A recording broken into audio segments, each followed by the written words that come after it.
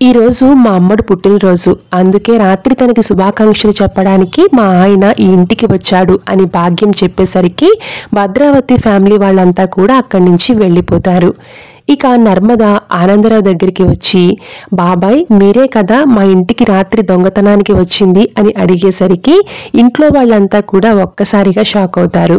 దాంతో భాగ్యం, ఏంటమ్మాయి ఏం మాట్లాడుతున్నావు, మా ఆయన దొంగతనానికి రావడం ఏంటి, స్పృహలో ఉండే మాట్లాడుతున్నావా అని అడిగేసరికి, ఆగండి ఆగండి పిన్ని గారు, రాత్రి మా ఇంటికి వచ్చిన దొంగని నేను తిరుపతి బాబాయ్ చూశాము. అప్పుడు ఆ దొంగ వేసుకున్న బట్టలు బాబాయ్ గారు వేసుకున్న బట్టలు ఒకేలాగా ఉన్నాయి. పైగా బాబాయ్ గారు కూడా అదే సమయంలో ఇక్కడికి వచ్చానంటున్నారు అని అనేసరికి శ్రీవల్లి కోపంగా, అక్క హద్దులు దాటి మాట్లాడుతున్నావు అని అంటుంది. దాంతో ఆనందరావు, అవును రాత్రి ఇక్కడికి వచ్చింది నేనే అని చెప్పేసరికి ఇంట్లో వాళ్ళంతా కూడా ఒక్కసారిగా షాక్ అవుతారు. రాత్రి మా అమ్మడికి పుట్టినరోజు శుభాకాంక్షలు చెప్పడానికి అర్ధరాత్రి ఇక్కడికి వచ్చాను, తనకి సర్ప్రైజ్ చేద్దామని మంకీ క్యాప్ పెట్టుకుని వచ్చాను.